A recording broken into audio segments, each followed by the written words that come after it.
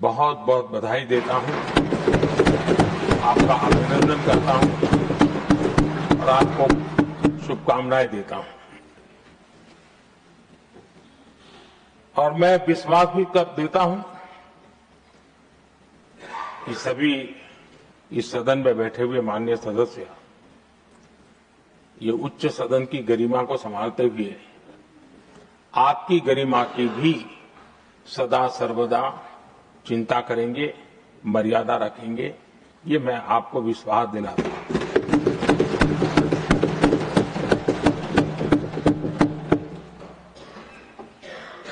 हमारे सभापति जी एक सामान्य परिवार से आ रहे हैं, किसान परिवार से निकले हैं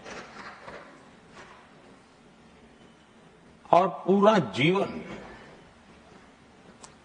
समाज सेवा के लिए समर्पित किया है। समाज सेवा ये उनकी निरंतरता रही है। राजनीतिक क्षेत्र उसका एक पहलू रहा है, लेकिन मुख्य धारा समाज सेवा की रही है।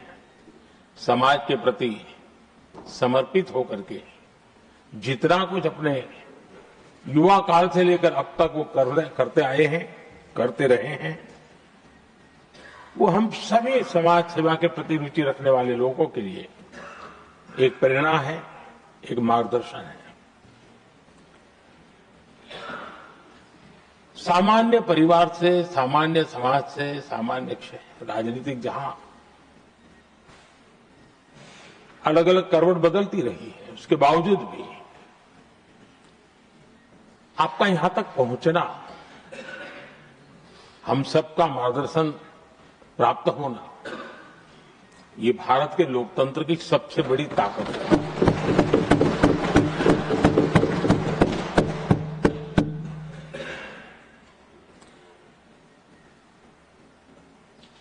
ये मेरा सद्भाग्य रहा है कि मैं आपको लंबे अरसे से परिचित रहा हूं। सार्वजनिक जीवन में साथ साथ काम करने का अवसर भी मिला है। लेकिन प्रधानमंत्री के रूप में जब मुझे यहां दायित्व मिला और जब मैंने आपको अलग अलग जिम्मेवारियां में काम करते देखा,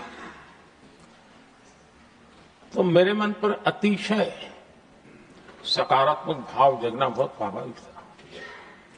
क्वायर बोर्ड के चेयरमैन के रूप में हिस्टोरिकली हाईएस्ट प्रॉफिट वाली इंस्टीट्यूशन में कन्वर्ट करना, यानी आपका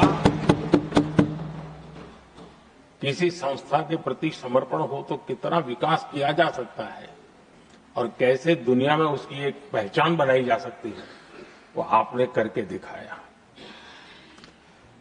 आपको भारत के कई क्षेत्रों में बहुत कम लोगों को ऐसा अवसर मिलता है।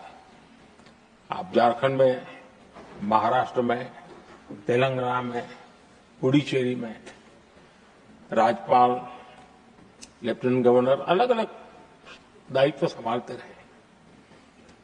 और मैं देखता था कि झारखंड में तो आदिजाति समाज के बीच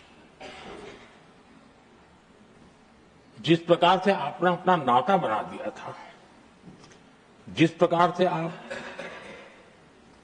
छोटे छोटे गांव तक दौरा करते थे, वहां के मुख्यमंत्री बड़े गर्व के साथ इन बातों का जब भी मिलते थे जिक्र करते थे। और कभी कभी वहां के राजनेताओं के लिए भी चिंता होती थी कि हेलीकॉप्टर हो या ना हो, इसकी कोई परवाह किए बिना जो गाड़ी है आप चलते रहते थे, रात को छोटे छोटे स्थान पर रुक जाना। ये जो आपने एक अपना सेवा भाव था, उसको राज्यपाल के पद पर रहते हुए भी जिस प्रकार से आपने उसको एक नई ऊंचाई दी, इससे हम भली भांति परिचित हैं। मैंने आपको एक कार्यकर्ता के रूप में देखा है, एक सहयोगी के रूप में हम साथ काम किए हैं, सांसद के रूप में देखा है, अलग अलग पदों पर देखते हुए आज यहां पर पहुंचे। लेकिन मैंने एक बात महसूस की है कि आमतौर पर सार्वजनिक जीवन में पद पर पहुंचने के बाद कभी लोग पद का भार अनुभव करते हैं और कभी कभी प्रोटोकॉल में दब जाते हैं। लेकिन मैंने देखा है कि आपको और प्रोटोकॉल का कोई नाता ही नहीं रहा है। आप प्रोटोकॉल के परे रहे। और मैं समझता हूं सार्वजनिक जीवन में प्रोटोकॉल से मुक्त जीवन की एक ताकत होती है और वो ताकत हम हमेशा आप में अनुभव करते रहे हैं और ये हमारे लिए गर्व का विषय है। आदरणीय सभापति जी, आपके व्यक्तित्व में सेवा, समर्पण, संयम, इन सभी बातों से हम भली भांति परिचित हैं।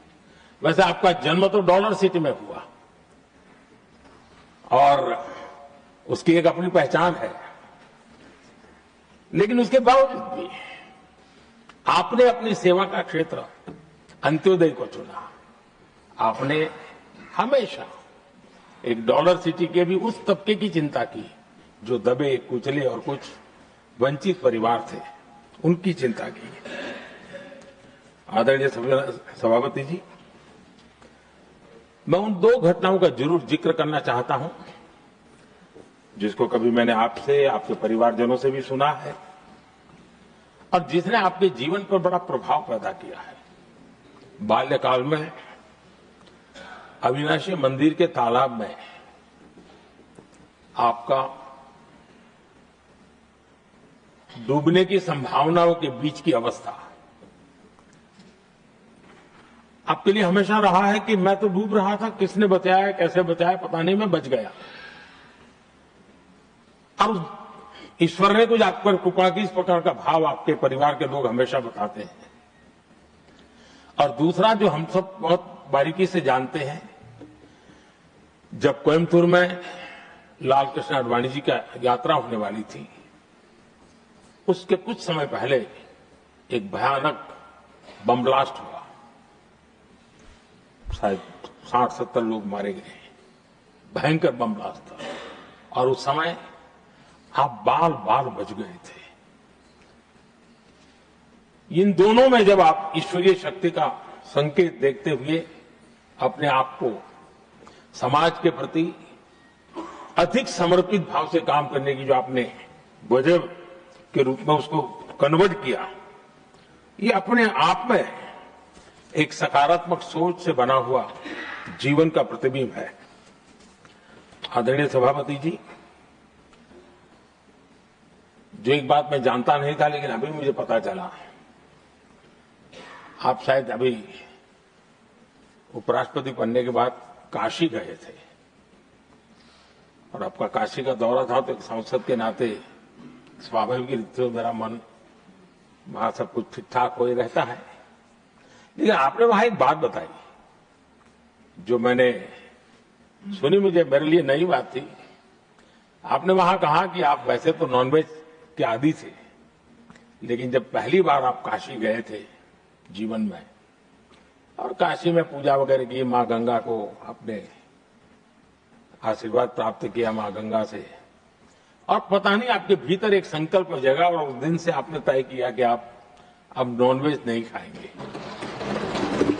अब ये कोई न कोई सात्विक भाव, कोई नॉनवेज खाने वाले बुरे हैं ऐसा मैं नहीं कह रहा हूं, लेकिन आपके मन में काशी की धरती पर विचार आया, तो एक सांसद के नाते